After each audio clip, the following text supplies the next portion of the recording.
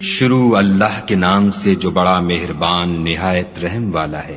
ان فرشتوں کی قسم جو ڈوب کر کھینچ لیتے ہیں اور ان کی جو آسانی سے کھول دیتے ہیں اور ان کی جو تیرتے پھرتے ہیں پھر لپک کر آگے بڑھتے ہیں، پھر دنیا کے کاموں کا انتظام کرتے ہیں کہ وہ دن آ کر رہے گا جس دن زمین کو بھونچال آئے گا، پھر اس کے پیچھے اور بھونچال آئے گا۔ اس دن لوگوں کے دل خائف ہو رہے ہوں گے اور آنکھیں جھکی ہوئی۔ کافر کہتے ہیں کیا ہم الٹے پاؤں پھر لوٹیں گے؟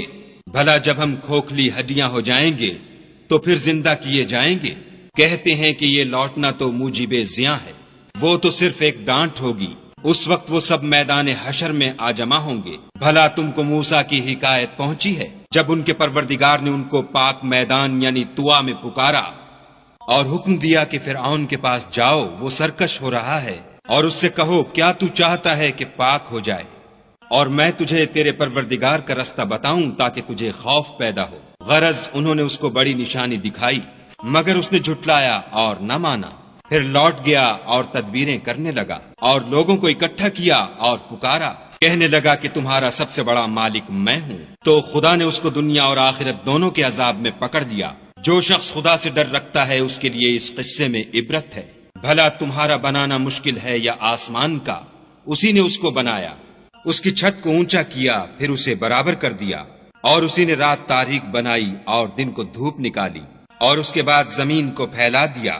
اسی نے اس میں سے اس کا پانی نکالا اور چارہ اگایا، اور اس پر پہاڑوں کا بوجھ رکھ دیا۔ یہ سب کچھ تمہارے اور تمہارے چار پایوں کے فائدے کے لیے کیا۔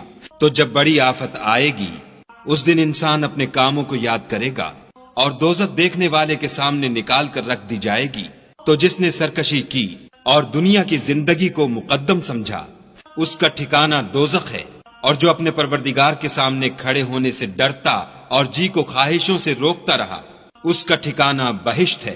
اے پیغمبر صلی اللہ علیہ وآلہ وسلم، لوگ تم سے قیامت کے بارے میں پوچھتے ہیں کہ اس کا وقوع کب ہوگا، سو تم اس کے ذکر سے کس فکر میں ہو؟